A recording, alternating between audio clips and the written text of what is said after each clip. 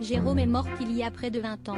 Dans les colonnes d'ici Paris, dont le dernier numéro est disponible en kiosque depuis ce mercredi 11 mars. Sa veuve Annette, qui a tenté de faire vivre la mémoire du chanteur, dénonce le mépris des maisons de disques à son égard.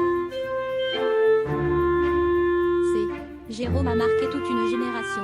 Après son décès des suites d'un cancer généralisé le 14 mars 2000, soit il y a près de 20 ans, ses proches ont tenté de faire vivre sa mémoire.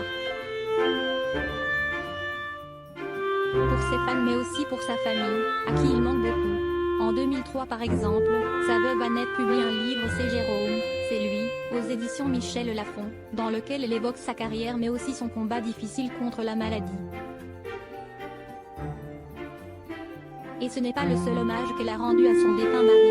À l'occasion du 20e anniversaire de sa mort, la mère de Caroline, fruit de leur amour passé, a accepté se confier dans les colonnes d'ici Paris. Comme elle l'a rappelé auprès de nos confrères, la naissance de leur fille a été un peu spéciale, il ne fallait pas trop que ça se sache à l'époque. Alors, on s'est un peu caché. Il était considéré comme un chanteur à minette, il avait peur que les fans ne soient pas d'accord qu'il ait une vie de famille. Ses fans d'ailleurs, ne l'ont pas oublié. En revanche, Annette regrette que les maisons de disques ne soient plus au rendez-vous. Et pourtant, ce n'est pas faute d'avoir essayé. Depuis la mort de Jérôme, sa veuve tente de faire vivre sa mémoire par tous les moyens. Si elle a écrit un livre qui lui est consacré, elle a également tenté d'approcher plusieurs maisons de disques pour leur proposer des projets. En vain. Faire vivre sa mémoire s'avère très difficile. Les maisons de disques, les radios, sont passées à autre chose.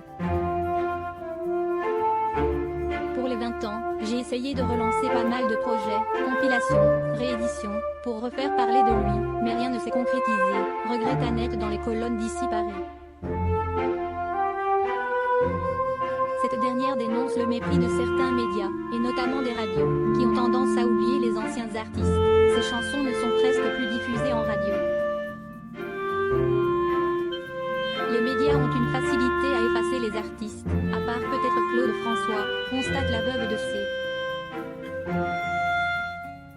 Jérôme auprès de nos confrères. Pour les 20